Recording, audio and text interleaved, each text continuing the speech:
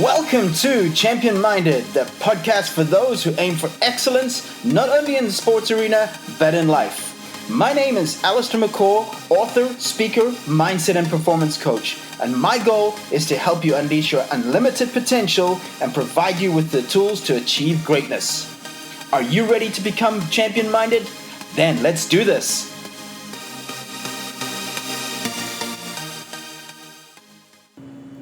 Hey everybody, welcome to it, episode 3 of Champion Minded. I am Alistair McCaw and thank you so much for joining me this week. Today's episode is titled The Best Are Obsessed.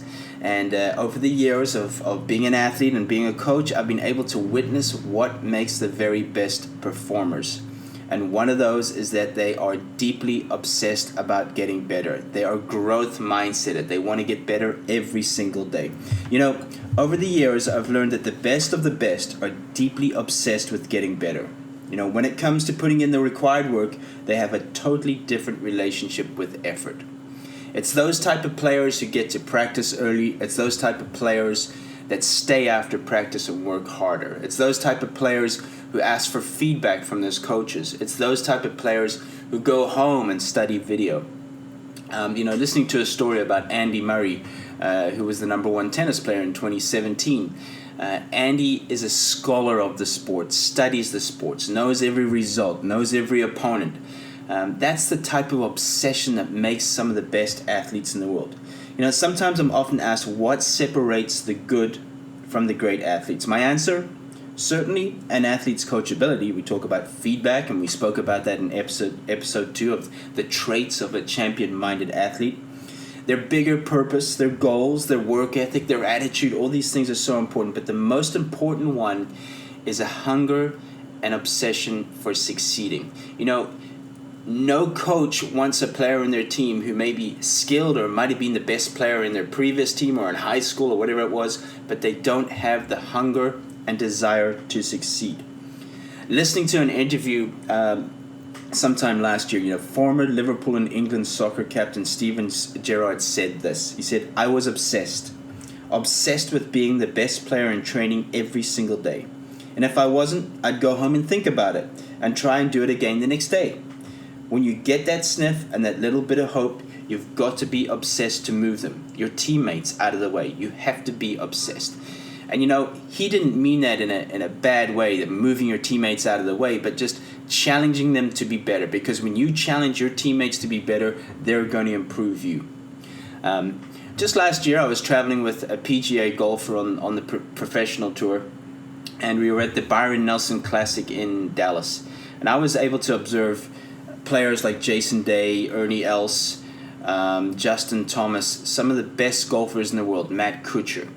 And one of the distinct differences was that these guys were at the practice, the driving range, at the practice green, long before the other guys. And, even Ernie Els, after a long round, hot day, there he is, an hour and a half afterwards, still on the putting green, working on his putting and his chipping. That type of dedication to get out there and do it again.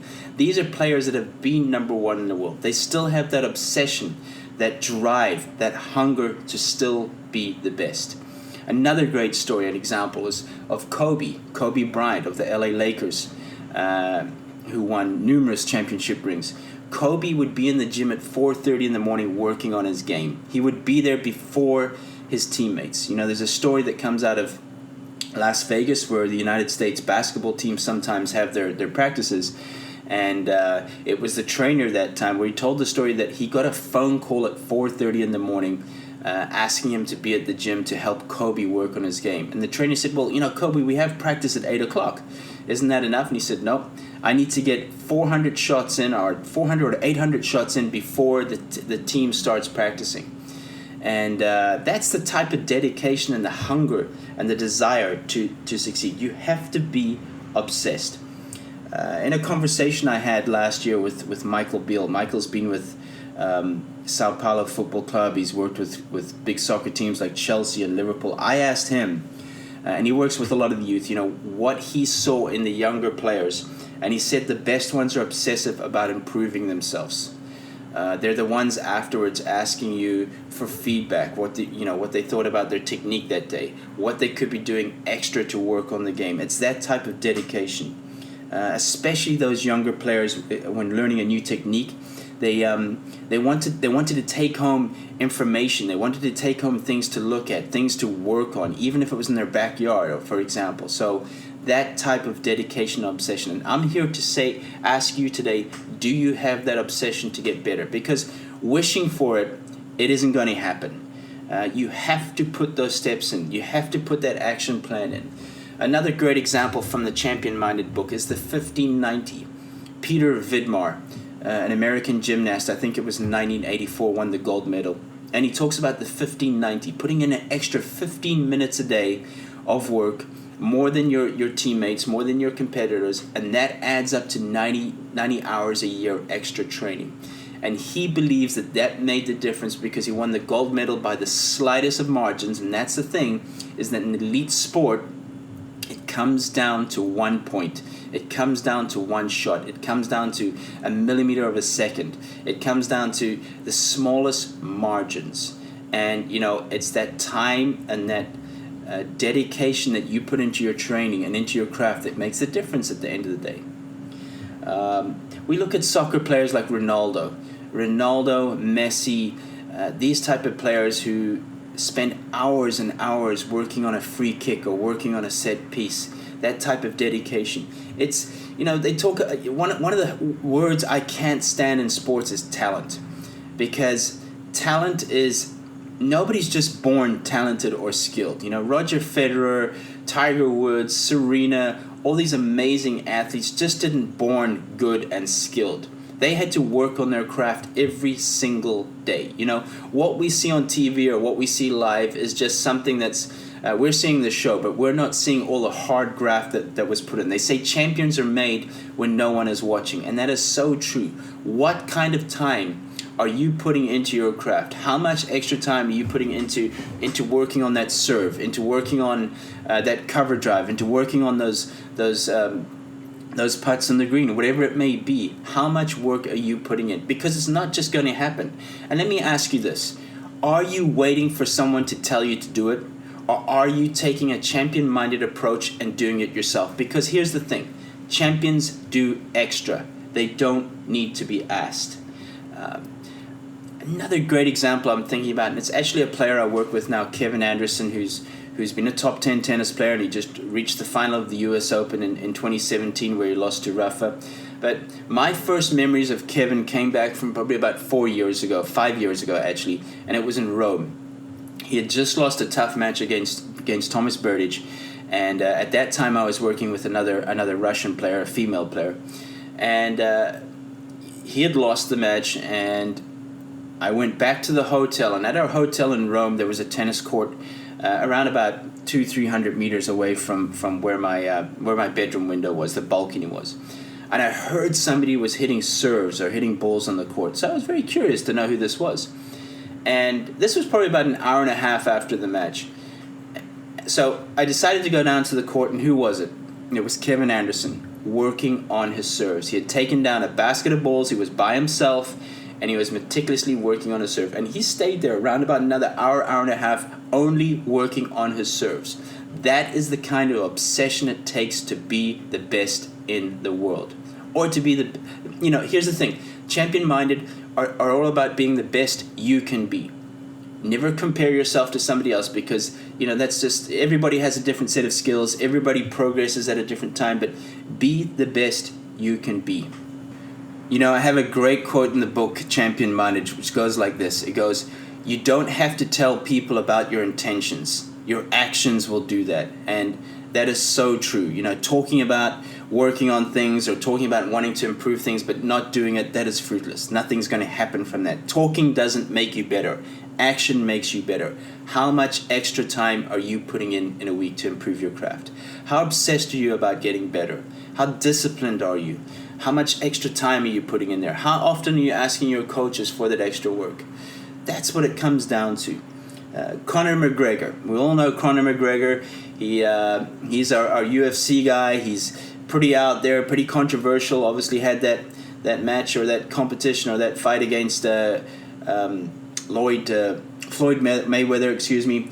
And this is what he had to say. He said, "This is an obsession. Talent does not exist. We are all equals as human beings. You could be anyone if you put the time in. You will reach the top, and that's it. I'm not talented. I am obsessed." And I love that quote because so many people look at someone that's skilled and say, "Oh, look, they're just talented. Oh, they were just born that way. Oh, they're lucky. They got great genetics." Yes, it's important that you're born into the right environment, that you had parents that were able to put you in the right environment, in the right places, and get the right coaches for you. But at the end of the day, it came down to the Jason Days, the Kobes, the Serenas, the Dan Carters, the excellent fly-half rugby player, the Roger Federers, all these type of athletes to put in the work and the hours. They love it. That's another thing. They love what they do. They love the challenge of each day waking up and trying to be better than they were the day before. One last story for you. And I know this episode has been full of stories, but it comes from Genevieve Lacaze, who's an Australian track athlete, 3,000 meter track athlete, I think it is. And I follow her on Twitter, and I'll never forget. It was Christmas Day, and her tweet went something like this. It was 7 a.m., just completed my half marathon training for the morning, so that means she ran 21 kilometers, 13.1 miles if you're here in the United States, before 7 a.m. And again, Christmas Day, no excuses. She gets out there, she runs a half marathon before 7 a.m. in the morning. That is the type of dedication and desire it takes to be the best of the best. You see, folks, here's the thing. If you want to do great things, you need to be willing to do what others aren't willing to do. Most people don't choose the path of becoming a champion. Most are simply not willing to make the commitments and choices involved. The path to excellence always comes with a price. Early mornings, time away from friends and family, missed holiday celebrations, just like we spoke about Genevieve, missing Christmas morning, maybe with her family, for example. But when you decide to take the path to excellence, prepare for that commitment. And understand that excellence always threatens mediocrity. You're going to get ridiculed by your friends. You're going to be told, hey, don't be a party pooper. Don't be somebody that's always spoiling our time out because you have to get up early in the morning. Well, that's the type of dedication it takes. Surround yourself with people that support your vision, people that understand your mission, where you're going. The choices you make on the way to greatness will not always be popular. Expect to be criticized and misunderstood, especially when you're obsessed about wanting to be the best of the best in something, or the best in yourself, more importantly, getting the most out of yourself. You don't want to have any regrets at the end of the day. Understand that normal is easy, excellence is hard. Okay? Make those standards high, believe you've got what it takes, and put in that extra time. Become obsessed with being your absolute best. Well, guys, that was episode 3 of Champion Minded. I hope you enjoyed that one, and I hope it has increased your desire and inspiration to get out there and work even harder. If you enjoyed this show, please share it with your teammates, your friends, your coaches, family members, anyone who might be wanting to achieve excellence in their life. Also, get on over to iTunes, subscribe, leave a review. I'll appreciate that. And to stay connected on social media, I'm at Twitter at Alistair McCall, Facebook, McCall Method, Instagram, Be Champion Minded, and my website, alistairmccall.com. Until next time, stay champion minded, my friends.